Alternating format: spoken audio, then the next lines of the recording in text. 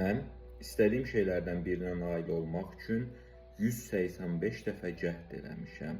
185 cəhd nə deməkdir? 185 ümid, 185 xəyal qırıqlığı, 185 məyusluq, 185 kədər, 185 inamsızlıq, 185 ümidsizlik, 185 dəfə yenidən özünü toplamaq, 185 dəfə sən bacarmazsan deyən insanları haqlı çıxarmaq. Çünki bir çox şeylə bəlkə də eyni anda savaşmağım lazım gəlmişdi. Bir çox şeyi eyni anda götürməyə çalışırdım. Əgər həyatda sizə əvvəlcədən hər şey qızıl padnusda təqdim edilməyibsə, o padnusu özünüz yaradana qədər çalışmağınız lazım olur. Bunu unutmayın.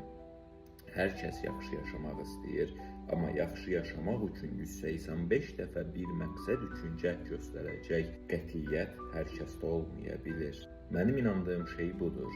Əgər yaxşı bir həyatınızın olmasını istəyirsinizsə, dəfələrlə yıxıldıqdan sonra ayağa qalxmaq vərdişini özünüzdə formalaşdıracaqsınız.